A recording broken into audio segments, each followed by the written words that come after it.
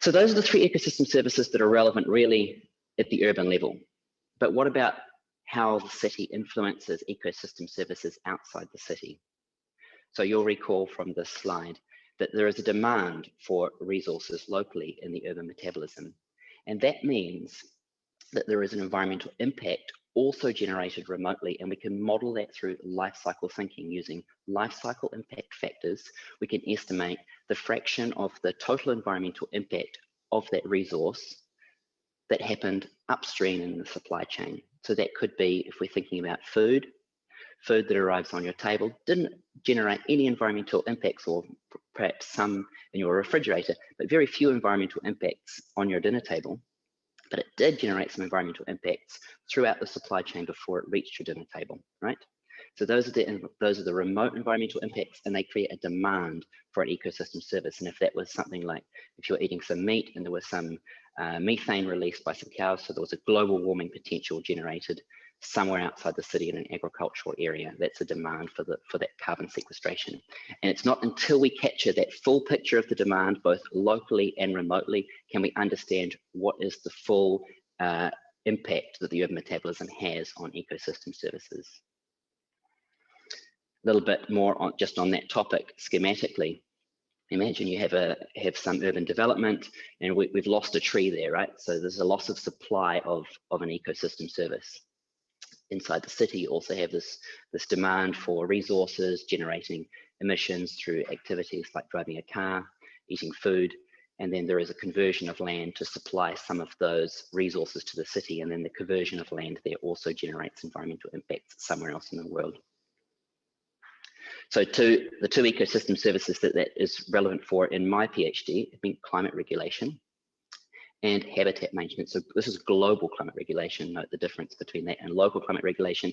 And this refers to the regulation of the carbon cycle, okay? So we can calculate that mathematically by extending the urban metabolic flows using life cycle impact factors. So some examples, key metabolic flows, non-exhaustive, electricity, for example. Generation of electricity usually happens outside the city. We can calculate using life cycle impact factors for a given city what are the embodied environmental emissions in that kilowatt hour of electricity that you use, and so on through all the different types of construction materials and food types. Meanwhile, using cellular automata, we can model at the urban level the exchange between urban forests, for example, and built environment and other land cover types in the city. So when the built environment expands and we lose those forests, we lose some carbon sequestration. Meanwhile, we've generated some greenhouse gas emissions both in the city and outside the city. And we can then calculate what's called the climate regulation deficit by subtracting one from the other. And the same principle applies to global habitat maintenance. So global habitat maintenance, we can take all of the urban metabolic flows used inside the city, and we can use life cycle extension of those metabolic flows to understand what is the habitat that is displaced as a consequence of producing and manufacturing and transporting all of those metabolic flows to the consumer inside the city. Again, we can model using cellular automata land cover change inside the city, how the habitat supply has probably decreased due to the built environment expanding and the natural environment inside the city contracting and losing urban habitats. And again, we can calculate the deficit by subtracting one from the other. But how can this support sustainable urban planning? Because that comes back to our critical moment in the beginning of this presentation, when I said how important it is for urban sustainability to take a global picture.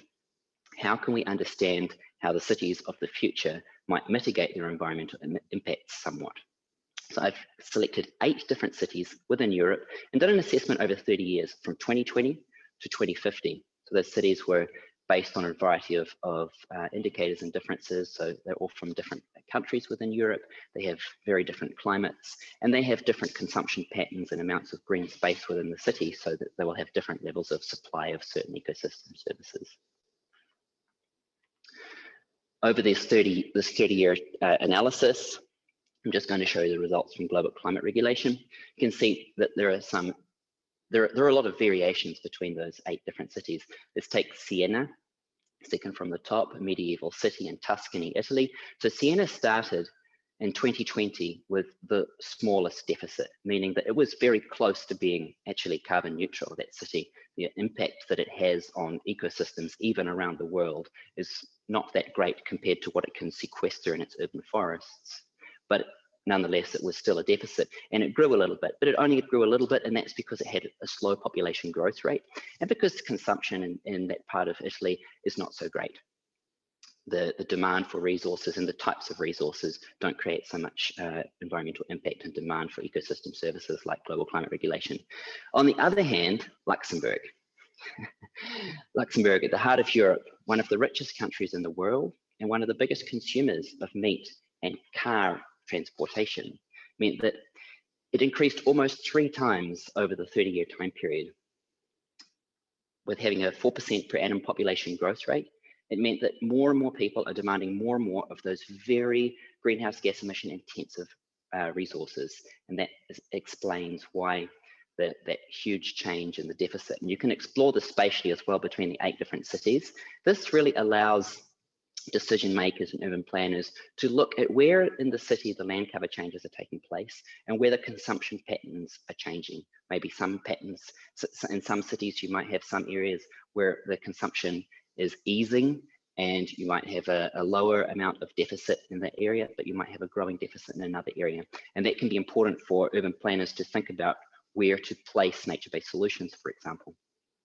Let's take a closer look at Lisbon, one of the 8 cities, and where I am right now. So in Lisbon, I zoomed in a little bit with the model and I applied 4 different scenarios. So the base case scenario that you've just seen, an urban greening scenario, a car-free scenario, and a plant-based scenario, because I was interested in understanding the different kinds of trade-offs between these 5 ecosystem services across different driving forces of urban change.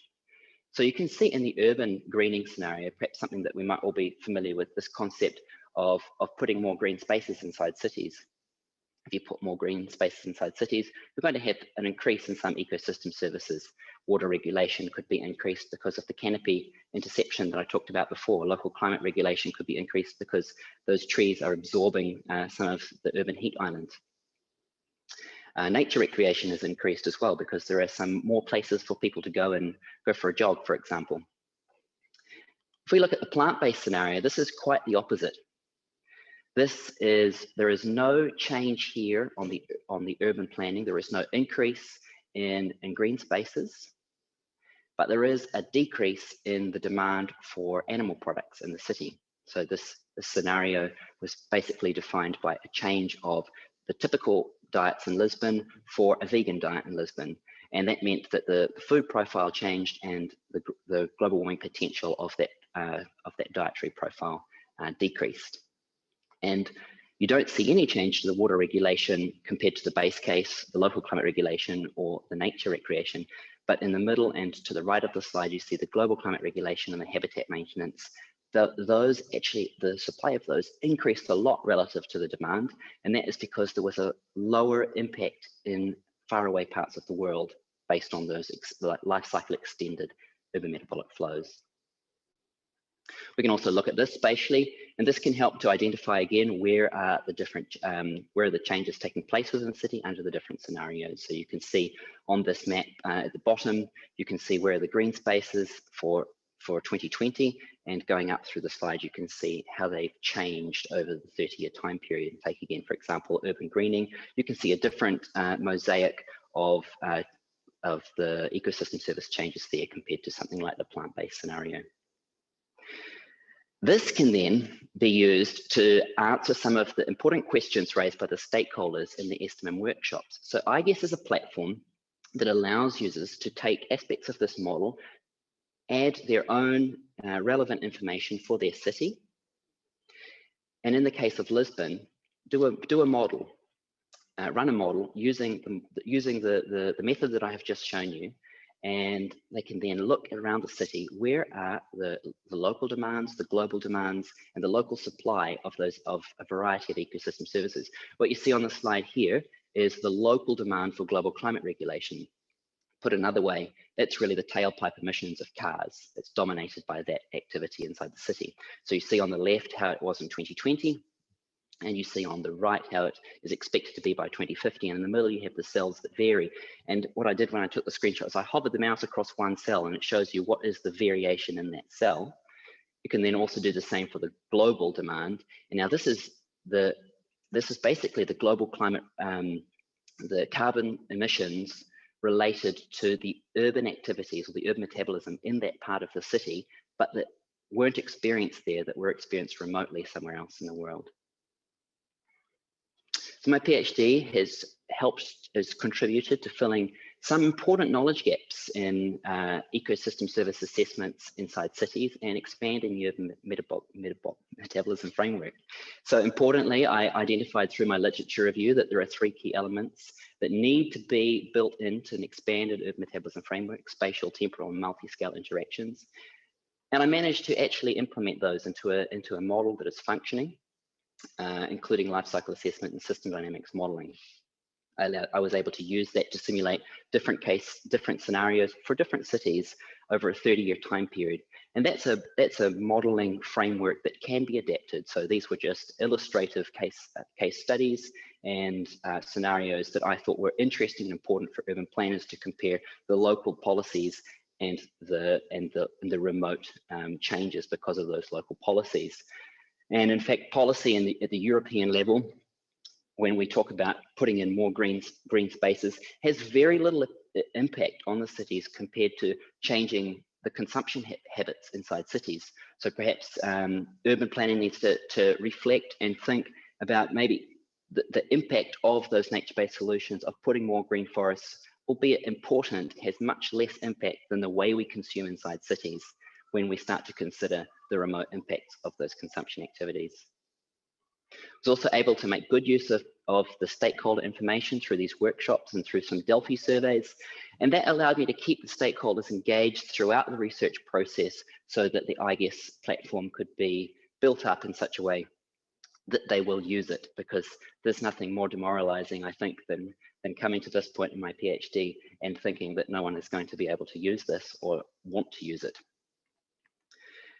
These contributions have been published in a number of international journals. They're pretty small there on the screen. Nonetheless, some knowledge gaps still remain unanswered. And in particular, I would like to see my research take a next step into including non-static impact factors. What I mean by that is that when we talk about something like electricity, we know that the European electricity grid is going to get greener over time, and that means that the impact of using a kilowatt of electricity inside a city is going to probably decrease over time. And I haven't accounted for that because after a little bit of investigation, it looked like that might be a whole nother PhD to include that for all of my metabolic flows. And I would also like to see a more refined, finer spatial resolution, which I think could be important for helping to understand some really micro level nature-based solutions inside cities. So hopefully I have persuaded you that there is something missing in the way we assess urban sustainability, and that if we don't assess using a life cycle extended dynamic urban metabolism framework, that we're missing a very large part of the impact of cities on ecosystems. And in missing that, we raise a problem with environmental justice, because we are the ones consuming inside cities, and largely we are not the ones dealing with the consequences of those environmental impacts. So that's my PhD, that's the Estimum project. I hope that you have some good questions. Looking forward to answering them. Thank you very much, Thomas, for this very interesting presentation. Right on time, so congratulations for both things. I would like also to congratulate you in a certain way for the record audience. So I think it's really amazing, and also crossing 20 different time lines, it's amazing. So let me tell you also the audience that you are very welcome, and certainly we look forward to this exam.